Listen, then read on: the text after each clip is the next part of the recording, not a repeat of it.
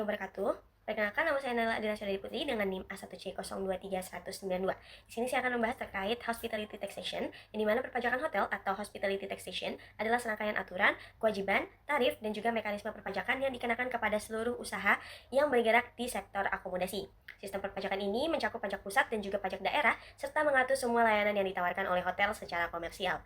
Dalam penerapannya, hospitality taxation menjadi lebih kompleks karena operasional hotel memiliki karakteristik transaksi yang pertama, bersifat harian, di mana transaksi terjadi setiap hari dan jumlahnya tinggi. Kemudian berjumlah volume besar, terutama pada hotel dengan tingkat hunian tinggi. Kemudian bervariasi karena hotel menawarkan berbagai jenis layanan. Dan yang keempat, di sini menggunakan sistem multi layanan seperti penyewaan kamar, restoran, laundry, spa, gym, dan juga mice atau meeting, incentive, convention, and exhibition. Kemudian karakteristik ini, perpajakan pada industri hospitality membutuhkan pengawasan yang lebih ketat dari otoritas pajak untuk memastikan semua transaksi tercatat dan dilaporkan sesuai dengan ketentuan. Selanjutnya di sini ada istilah dalam pajak hotel, yaitu terdapat beberapa istilah yang penting untuk dipahami dikarenakan masing-masing memiliki peran untuk penentuan objek, subjek maupun pengenaan pajak. Di sini istilah yang pertama yaitu ada hotel, bangunan yang disediakan untuk orang menginap ataupun istirahat yang memperoleh pelayanan dan fasilitas lain dengan pungut bayaran. Selanjutnya ada rumah penginapan, yaitu bentuk penginapan apapun yang digunakan untuk menginap dan disewakan kepada umum. Selanjutnya ada pengusaha hotel, yaitu pihak, perorangan maupun badan yang menjalankan usaha di bidang jasa penginapan. Selanjutnya ada pembayaran, yaitu seluruh jumlah yang diterima atau seharusnya diterima sebagai imbalan atas pelayanan hotel. Selanjutnya ada bon penjualan atau bill, yaitu bukti pembayaran yang sekaligus menjadi bukti pemungutan pajak oleh pihak hotel kepada tamu. Adapun di sini dasar hukum pemungutan pajak hotel, yang dimana pemungutan pajak hotel tidak dilakukan secara sembarangan, melainkan memiliki dasar hukum yang jelas. Dasar hukum tersebut meliputi yang pertama di sini ada Undang-Undang Nomor 34 Tahun 2000 sebagai perubahan dari Undang-Undang Nomor 18 Tahun 1997 tentang pajak daerah dan retribusi daerah. Selanjutnya ada Peraturan Pemerintah Nomor 65 Tahun 2001 yang mengatur pelaksanaan lebih rinci mengenai pajak daerah. Selanjutnya di sini ada Peraturan Daerah atau Perda Kabupaten atau Kota mengenai pajak hotel yang wajib diterbitkan agar pemungutan pajak hotel dapat dilakukan di daerah tersebut. Terakhir, ada keputusan bupati atau wali kota sebagai aturan pelaksanaan perda pajak hotel di masing-masing daerah. Halo teman-teman semua, perkenalkan saya Ilham Ilani dengan NIM A1C023177. Selanjutnya di sini kita akan membahas mengenai objek pajak hotel. Jadi, objek pajak hotel adalah semua pelayanan yang diberikan oleh hotel kepada tamu dengan imbalan pembayaran. Pelayanan tersebut mencakup yang pertama ada fasilitas penginapan atau tempat tinggal jangka pendek seperti cottage, lodgement, motel, wisma, dan rumah penginapan lainnya. Yang kedua ada pelayanan penunjang seperti telepon, fax, laundry, setrika, layanan taksi, dan pengangkutan yang dikelola oleh hotel. Yang ketiga ada fasilitas olahraga dan hiburan yang dimana disediakan khusus untuk tamu hotel seperti fitness center, kolam renang, karaoke, pub, diskotik, lapangan tenis, dan juga golf. Dan yang terakhir atau yang keempat ada jasa persewaan ruangan untuk kegiatan pertemuan, acara bisnis, atau kegiatan lain yang dilakukan oleh atau di area hotel. Selanjutnya pelayanan yang tidak termasuk objek pajak hotel. Jadi tidak semua jenis layanan di lingkungan hotel masuk sebagai objek pajak hotel. Beberapa layanan dikecualikan karena bukan bagian dari layanan inti hotel, yaitu ada 5. Yang pertama, penyewaan rumah, kamar, atau apartemen yang tidak menyatu dengan hotel. Yang kedua, pelayanan tinggal di pondok pesantren atau asrama yang tidak bersifat komersial. Yang ketiga, ada fasilitas olahraga dan hiburan yang digunakan oleh umum dengan pembayaran bukan tamu hotel. Yang keempat, ada pertokoan yang dimana perbankan, salon, atau perkantoran yang berada di area hotel tetapi digunakan oleh publik. Yang kelima, ada pelayanan perjalanan wisata yang diselenggarakan hotel tetapi ditujukan untuk umum bukan hanya tamu hotel. Baik, kemudian ada subjek dan wajib pajak hotel, yang dimana dalam pajak hotel terdapat perbedaan antara subjek dan wajib pajak.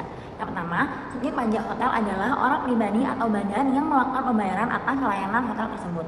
Yang kedua, wajib pajak hotel adalah pengusaha hotel, yaitu pihak yang mengusahakan layanan penginapan dan bertanggung jawab memungut serta menyetorkan pajak. Yang ketiga, ada dasar pengenaan pajak adalah jumlah pembayaran atas pelayanan hotel. Dan yang keempat, ada tarif pajak hotel ditetapkan paling tinggi sebesar 10% dan diatur dalam peraturan daerah setempat. Jadi, hotel wajib memungut pajak dari tamu, kemudian melaporkan dan menyetorkannya kepada pemerintahan daerah.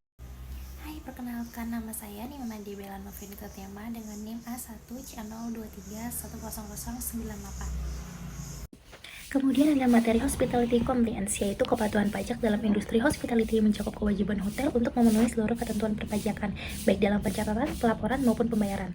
Kepatuhan ini mencakup 3 aspek utama. Yang pertama ada kepatuhan administratif, seperti pembukuan dan pencatatan. Kedua ada kepatuhan pelaporan pajak, baik pajak daerah maupun pajak pusat. Ketiga ada kepatuhan teknologi, seperti penggunaan sistem real-time monitoring. Yang pertama, kepatuhan administratif. Secara administratif, hotel wajib melakukan pembukuan yang lengkap dan akurat, mencatat seluruh transaksi harian, serta menerbitkan invoice sesuai aturan. Pendapatan harus direkonsiliasi setiap bulan, dan seluruh data transaksi masuk ke dalam manajemen hotel seperti PMS atau Property Management System dan POS atau Point of Sale. Integrasi sistem ini membantu meminimalkan risiko adanya transaksi yang tidak tercatat atau manipulasi omset. Kemudian ada kepatuhan pelaporan pajak. Hotel harus memenuhi kewajiban pelaporan pajak untuk pajak daerah maupun pajak pusat. Untuk pajak daerah, hotel melaporkan pajak hotel dan pajak restoran setiap bulan kepada Bapenda, yang saat ini diawasi melalui teknologi seperti tapping box atau e-monitoring transaksi.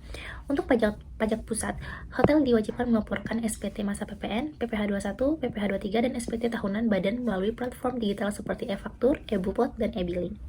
Kemudian ada kepatuhan teknologi dalam perpajakan hotel. Hotel harus memenuhi kewajiban pelaporan pajak untuk pajak daerah maupun pajak pusat. Untuk pajak daerah, hotel melaporkan pajak hotel dan pajak restoran setiap bulan kepada Bapenda, yang saat ini diawasi melalui teknologi seperti tapping box atau monitoring. Jadi melaporkan SPT masa PPN, PPh 21, 23, dan SPT tahunan badan melalui platform digital seperti e-faktur, bupot, dan e-billing juga. Di sini kemudian ada tantangan perpajakan di industri hospitality. Industri hospitality menghadapi tantangan perpajakan yang cukup besar. Tingginya jumlah transaksi harian membuat risiko transaksi tidak tercatat sangat tinggi.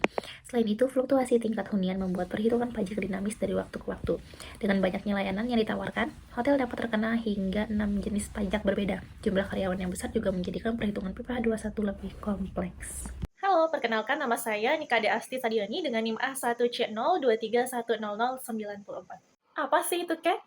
KEK adalah kawasan ekonomi khusus yang merupakan kawasan dengan batas tertentu yang ditetapkan oleh pemerintah untuk menyelenggarakan fungsi perekonomian tertentu yang memperoleh fasilitas tertentu juga. Untuk pendirian KEK ini bertujuan untuk mendorong pertumbuhan, investasi, industri, perdagangan, pariwisata, dan kegiatan ekonomi yang strategis lainnya melalui pemberian insentif fiskal dan non-fiskal.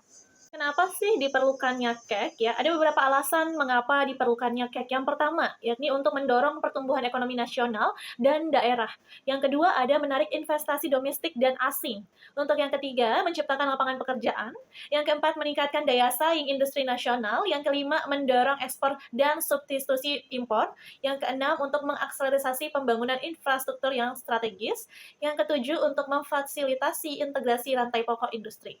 Berikut ini adalah peta sebaran kawasan ekonomi khusus yang ada di Indonesia dari Sabang hingga Merauke. Untuk di Lombok sendiri, di Provinsi Nusa Tenggara Barat, kita punya loh kawasan ekonomi khusus, tepatnya berada di Kabupaten Lombok Tengah, bernama Kuta Mandalika. Ada beberapa syarat yang harus dipenuhi oleh badan usaha untuk memperoleh fasilitas ketika ingin membangun usahanya di kawasan ekonomi khusus. Yang pertama, badan usaha harus terdaftar sebagai pelaku usaha KEK melalui SK Administrasi.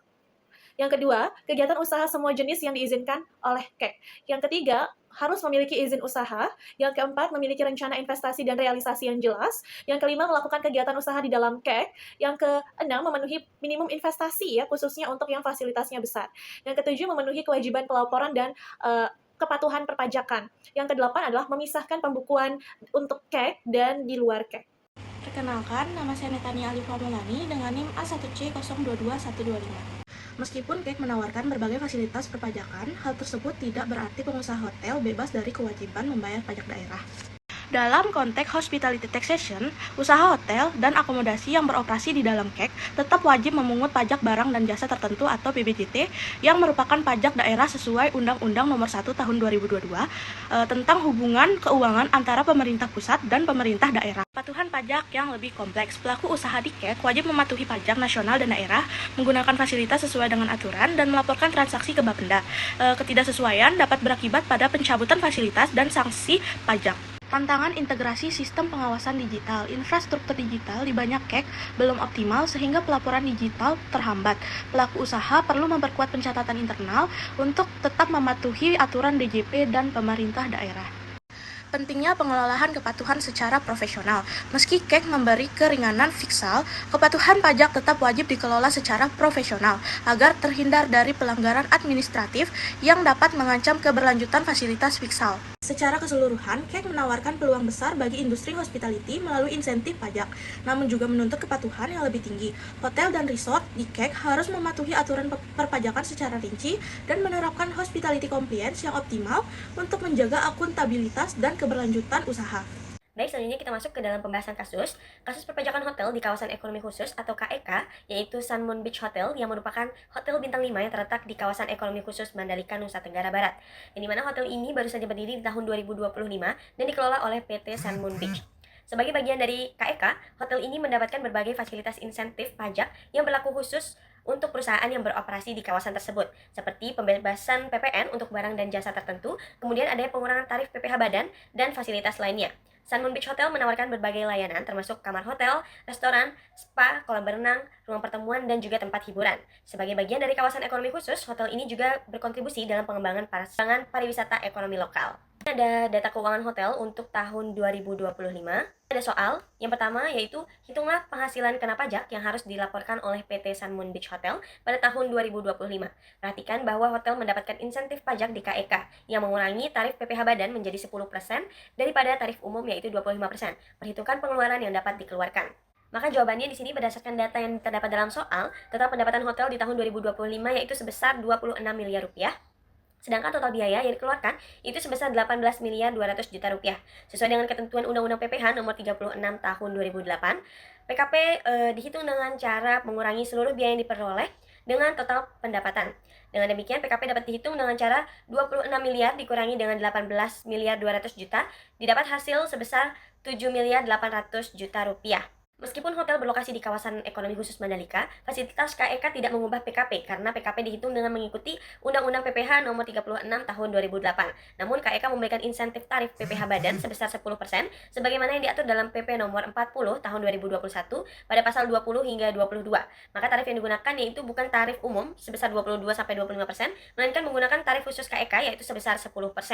Dengan demikian PPh badan terutang hotel menjadi 7 miliar 800 juta rupiah dikali 10% didapatkan hasil 780 juta rupiah. Maka PPh badan terutang yang harus dilaporkan dalam SPT tahunan sebesar 780 juta rupiah.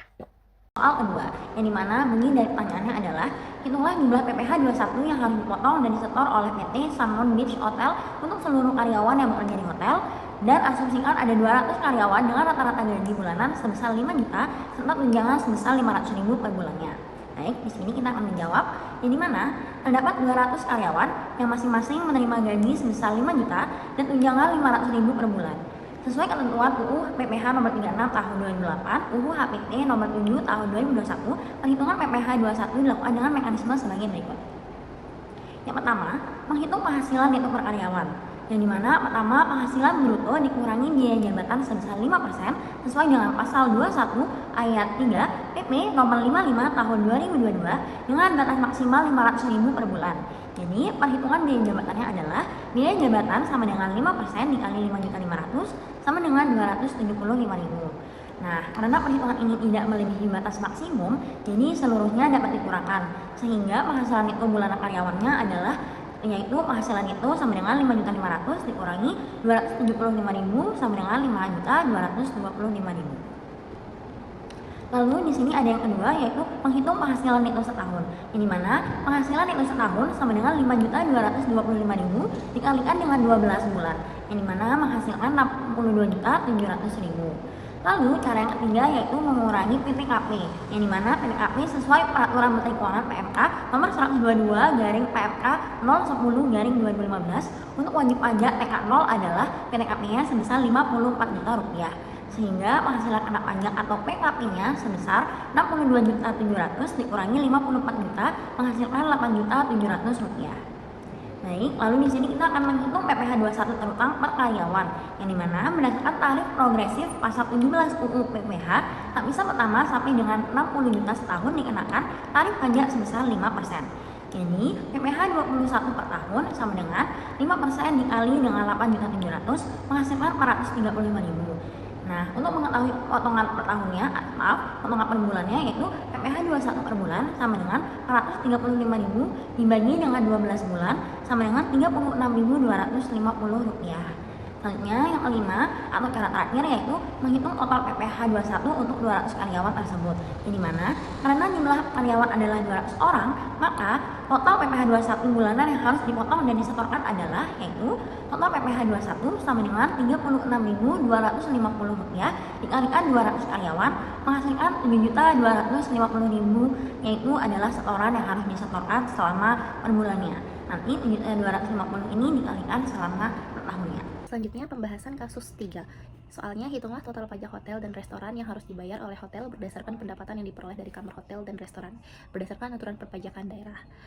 Jawabannya di dasar hukum pajak daerah, yaitu nomor 1, ada UU nomor 28 tahun 2009 tentang pajak daerah dan retribusi daerah. Kedua, peraturan daerah kabupaten atau kota umumnya tarif 10% untuk pajak hotel dan restoran. UU PDRD menetapkan bahwa pajak hotel dikenakan atas pelayanan penyediaan kamar atau akomodasi. Kalau pajak restoran dikenakan atas pelayanan makanan dan minuman yang disajikan untuk dikonsumsi di tempat. Tarif maksimum yang diperbolehkan UU adalah 10% dan kebanyakan pemerintah daerah including Kek Mandalika menggunakan tarif maksimum 10%. Kemudian perhitungan pajak hotel, pendapatan kamar hotel ada sebesar 15M, tarif pajak hotel 10%, jadi hitungannya dikali 10% dikali 15M sama dengan 1,5M. Perhitungan pajak restorannya, pendapatan restoran dan bar ada 5M, tarif pajak restoran 10%, jadi dikali jadi 500. PT Sunmoon Beach Hotel wajib membayar pajak hotelnya senilai 1,5M dan pajak restorannya 500. Total pajak daerah kita dapati di sini ada 2M.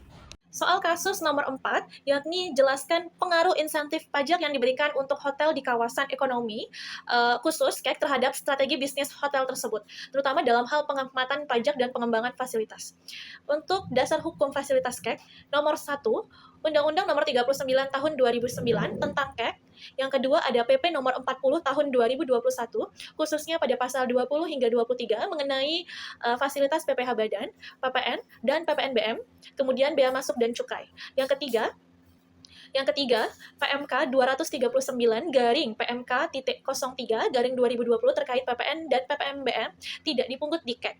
Yang keempat, PMK 48 garing PMK.04 garing 2021 terkait bea masuk dibebaskan. Yang kelima, PMK 237 garing PMK.010 garing 2020 terkait fasilitas PPh khusus di KEK. Oke, dari dampak insentif KEK terhadap strategi bisnis hotel, yang pertama ada tarif pajak penghasilan badan di sini lebih rendah, yakni 10%. Tarif umum nasionalnya adalah 22%, tetapi di KEK hanya 10 hingga 12%. Bahkan dapat memperoleh tax holiday sesuai jenis investasi. Membuat beban pajak perusahaan jauh lebih rendah, hotel dapat mengalokasikan lebih banyak dana untuk ekspansi pemasaran dan peningkatan fasilitas. Yang kedua, PPN tidak dipungut untuk barang dan jasa tertentu. Peralatan dapur, linen, perlengkapan housekeeping, furnitur, hotel, jasa konstruksi tanpa dikenai PPN, mengurangi biaya operasional dan belanja modal secara signifikan. Yang ketiga, pembebasan bea masuk atas barang impor. Hotel yang mengimpor peralatan laundry, AC, komersial, kemudian ada peralatan kitchen profesional, ada interior design yang diimpor, itu tidak dikenakan bea masuk. Jadi biaya investasi turun untuk meningkatkan kualitas layanan. Yang keempat, ROI dan payback period lebih cepat. Dengan pajak yang rendah dan biaya investasi yang lebih murah, hotel akan lebih cepat balik modal, lebih mudah meningkatkan standar, mampu menawarkan harga lebih kompetitif dibanding hotel di luar KEK. Yang kelima, keunggulan kompetitif di industri pariwisata. Insentif fiskal KEK memungkinkan hotel untuk menawarkan paket harga lebih kompetitif, meningkatkan rating layanan, membangun fasilitas tambahan seperti spa, beach club, dan event hall untuk memperluas jaringan kerjasama internasional. Kasus 5 yaitu dasar hukum penyusutan. Yang pertama ada UU PPh nomor 36 tahun 2008 pasal 2. Yang kedua ada PMK 96 garing PMK.03 garing 2009 tentang kelompok harta berwujud. Yang ketiga penyusutan bangunan hotel termasuk bangunan permanen. Masa manfaat 20 tahun menggunakan metode garis lurus atau straight line. Renovasi yang memperpanjang umur bangunan harus mengikuti masa manfaat gedung utama. Perhitungan penyusutan yaitu nilai aset renovasi sama dengan 1,5 miliar rupiah. Tarif penyusutan bangunan permanen itu sebesar 1/20 tahun, yaitu sebesar 5% per tahun. Penyusutan 1 tahun yaitu sama dengan 5% dikali 1,5 miliar rupiah sama dengan 75 juta rupiah. Maka penyusutan atas renovasi dan peralatan hotel sebesar 75 juta rupiah per tahun yang dapat diakui sebagai beban untuk mengurangi penghasilan kena pajak pada tahun berjalan.